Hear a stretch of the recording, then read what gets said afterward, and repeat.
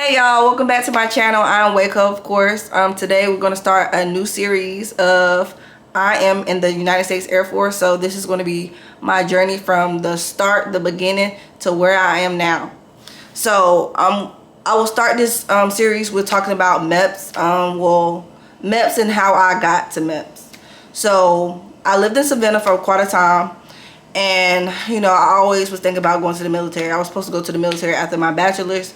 But I was like, I was not ready then, so I'm just like, I really wanted to go back to school. And the thing is, I have 3 degrees, so I was thinking about going the officer way. But then, you know, after like realizing like, well, damn, it's gonna take 2 years, and it's a competitive program, and I feel like I'm ready to go. Last year, I was like, I started my journey in September, and I was just like, well, yeah, I'm ready to go. I don't want to wait. You know, I don't want to wait on the boards for the officer program, and I really want to just go in now. I mean, I like a challenge, so I don't mind like climbing from the bottom. And I'm gonna talk a little bit about that, because not that I regret this decision, but it's different when you go enlisted than when you go officer. I feel like it's different, you know, ways you can do it. So I definitely give y'all helpful tips of what I didn't do that I would recommend for you all to doing, or tips that I find that's helpful that someone should have told me. For one, definitely I would definitely recommend, you know, talking to different recruiters. I know I talked to my recruiter from where I stayed where I lived at this Pooler at the time.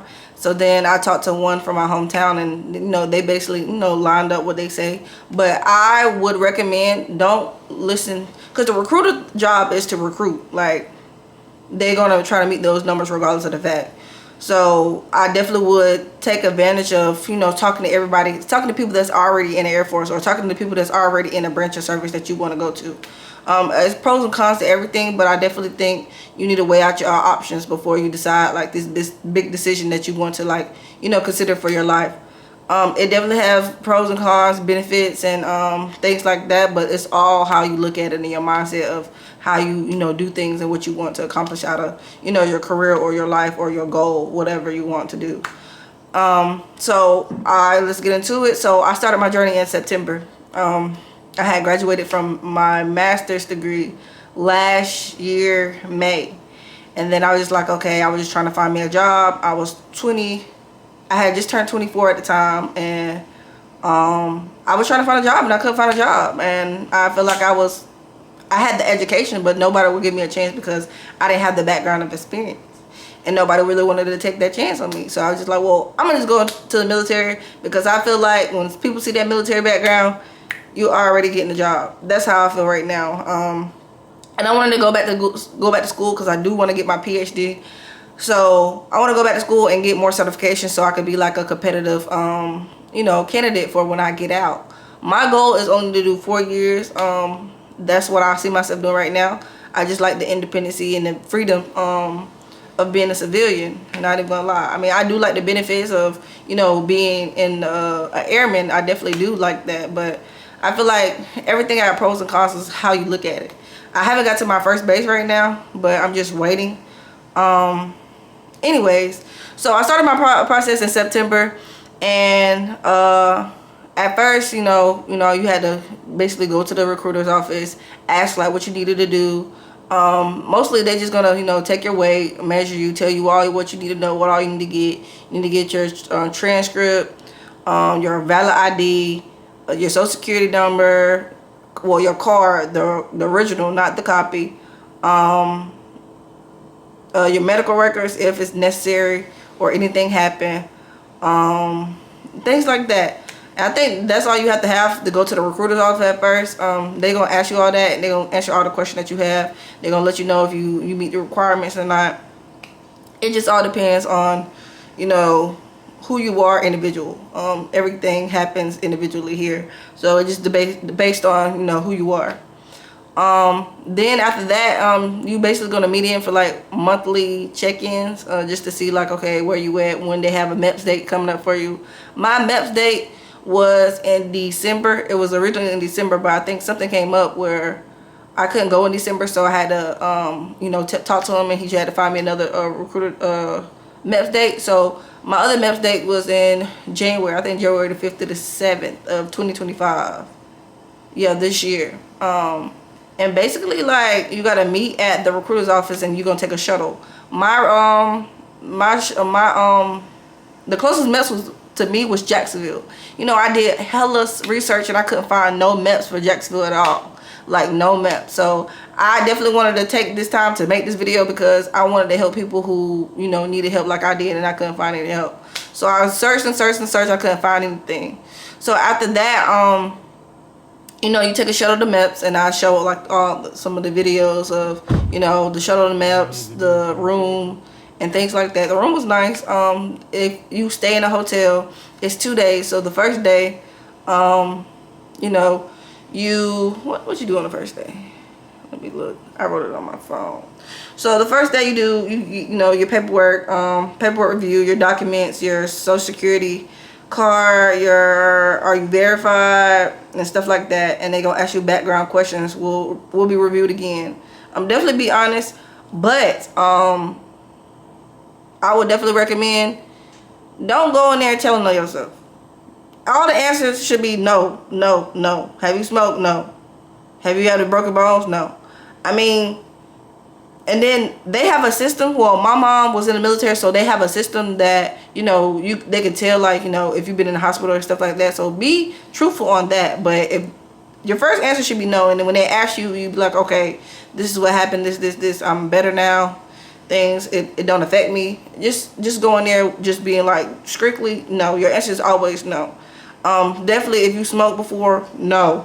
When you ever go to MEPS or when you go to the recruiter, it's no. You never smoked. You never did anything. Even if you did, you did not.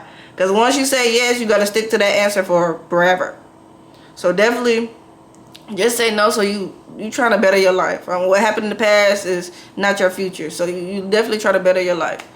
What else I can say? So the first day you're gonna it's a long process. You're gonna be there all day long, like all day long. So definitely eat well, sleep well before you get there. What else I have to say? Oh yeah, you're gonna take your ASVAB. The first day you're gonna take an ASVAB. It's just a regular 10th grade level test. Honestly speaking, I honestly think you cannot study for it. I feel like it's either you got it or you don't. You can study for it, but it's only was like one question that I studied and it was on the test, but that was it. Like, I feel like that's a test, like, it is what it is. I definitely would just recommend, like, you just going in there being confident, just take the test. Like, don't go in there nervous. Don't go in there feel like it's life or death. It's just a test. And then on the bright side of it is, like, even if you get a job that you don't want, but be comfortable with that job. I definitely would agree. Like, be comfortable, do research on a job. If you don't want the job that, you know, you get, and definitely stand firm on that. I mean, you can stand firm, but it's like, it's your goals. If you wanted to, you can be like, well, you can always up train later. But I definitely feel, to me, it was beneficial for me to get a job that I like. If you're in security forces, do research on security forces, because some people get here, it's a 3-month long tech school, and it's basically BMT all over again. A lot of people like it. If you want to be a police officer, that's a good route for you. But if you don't want to be a police officer and they try to win you over with, okay, you get a bonus or something like that. Usually people who have the bonuses is either deadly jobs or jobs that people do not want. Like, so definitely do the research on that. And it's just like, if it fits you, do it. If it don't fit you, don't get forced to do it, because you're going to end up like hating it. And then you got to do that for 3 to 4 years or however long your contract is before you be able to change your job. So definitely be comfortable with that. You know, I ask around the people and I be like, do you like your job? Do you like, you know, things that you do? Most time they say no. Like, everywhere I go, even in basic training, that I literally ask them, like, do you like your job? And then that's why I feel like the video that I make, like, about nihilism, like, you think you're gonna like it, you got so much expectation, then you get it, you be like, damn, like, why did I even do this? So definitely be able to research and ask people. Like, that's why I say ask people in the Air Force who already have your job. Just because it's their experience don't mean it's your experience, but I think it give you a heads up on, you know, what you expect. So it's just like you don't expect peaches and creams and you get there and be like breadcrumbs and shit. Like, definitely research. The second day, you're gonna get there extra early. So I think we woke up at 4 from the hotel, and then we headed, and we got there to we got there at 6. We ate breakfast at the hotel, and then we got there at 6. And then that's a long day. A long day. So the military thing is hurry up and wait. Like, you're gonna be waiting. You're on their time. Like, it was a shock to me because I'm always, and it's hurry up and wait for them. So you're gonna be there all day. It's gonna be medical day. They're gonna check your eyes. They're gonna check your weight. It's basically a full body exam: vision, hearing, blood pressure, and urinalysis test, height and weight, a drug test. Females gonna do a pregnancy test. Doctors will access joints, mobility, and reflex, and more. And then you're gonna do an interview with the doctor. You'll be able to, that's what I'm telling you about. They'll be able to check your medical history in detail, even minor things like past injuries, surgeries, or medication. They found out something from when I went to like a therapist when I was in 12th grade. They found about that. I'm like, damn, how y'all know that? And I got prescribed medicine, but I was like, I didn't take the medicine at all. Like, I didn't take the medicine. So she was just like, okay, that's okay. I was just truthful on that because I literally did not take the medicine. Like. So I thought that was a surprise to me. They're gonna make you duck walk and do a physical movements, like simple exercise to check, your physical function, how you be able to move, and can you, do things. And they also gonna check if you could be able to lift 70 pounds. You're just gonna, I guess, power clean 70 pounds or deadlift 70 pounds, or yeah, that's it though. And so if you're enlisting, they're going to do like job counseling based on your ASVAB and medical clearance. You'll be shown job options.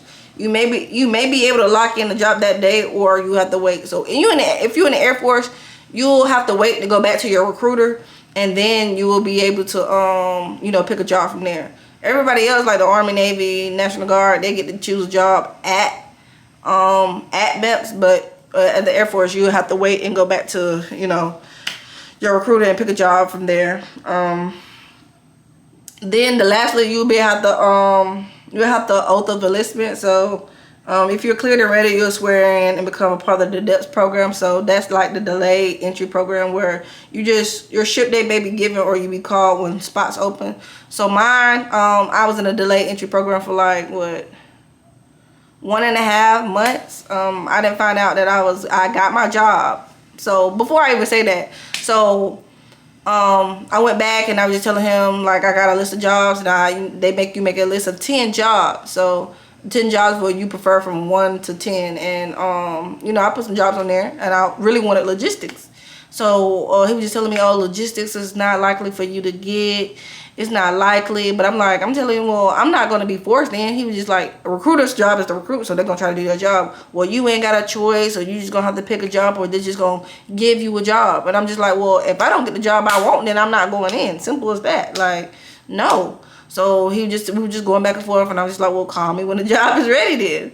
So delayed entry program, you basically meet every month on, I think, the second Wednesday, and they're going to check your height, weight, mostly your weight, and make sure you still meet the requirements. And usually they supposed to put you in the program to run, do what they do in BMT, crunches, sit-ups, push-ups, and then the mile and a half. But next in September, everyone will be doing 2 miles. So definitely that's the update. Requirements for us now is we have to do 2 miles. I guess the Air Force is going back to shadowing the Army, whatever they do. So just be on the lookout for that, and just try to get your body to meet those fitness requirements. I definitely recommend doing it before. So your body will get acclimated, so it'll be like an easy transition from the civilian world to the airman or whatever service you're going into world. What to bring? I think I already got on that. Was a valid ID, social security card, birth certificate, medical records, ASVAB scores, glasses/contacts if needed, and a good attitude and rest. Because this process will be really long. It's going to be real long, all day long. I got there like 6 in the morning. I didn't leave till 6 o'clock at night, and I didn't get back to Savannah like probably like 9, 10 that night. That's basically like what I have for the day. The tips I would give, like, give a good night rest before MEPS. Be respectful and follow instructions. Eat light enough to have energy, but not to, like, you know, when you get that itis, don't get full and then you're gonna be sleepy because they're gonna wake you up. Don't lie. MEP staffs are trained to spot inconsistency. So if you're a bad liar or you just cannot lie, just don't lie. Just don't lie. Stay calm. Millions of people have gone through this. Like, everybody have been to MEPS before, and who've been in the military, they done been to MEPS. They done did the process before, so they know. Definitely don't take anything to heart. I know it's definitely a new transition if you go into civilian, because I feel like everybody in the military is really stern and just mean. Like, I guess I wouldn't say people are like that, but I just hate that the fact people are like that. They just mean for no reason. But I just charge it to the game. That's just them. That's just not how I will operate. So let me know if this video helped you. Like I said, this is a series, so the next video I will be doing is breakdown of my BMT experience, and the next series after that, well, the next video after that will be you know, breaking down BMT by week. It's definitely an experience, and I'm definitely glad that I did this. I'm definitely feel like, you know, it's ups and downs, but it's however you look at it. Yeah, so everything got pros and cons to it, but just be optimistic. This is the step one of, you know, deciding you want to go to the military. I definitely would recommend people going to the Air Force. I know people say Air Force, but I mean, is you got to work smarter, not harder. That's why I tell a lot of people, like, it's definitely however you look at it. I hope you enjoyed this video. Like, comment, share. Comment if you want me to talk about anything in particular when it comes to the military, or, you know, I'll do my research on other branches and let you know, what their requirements are. And let me know if you enjoyed this video, and we'll just go from there. So see you in the next video.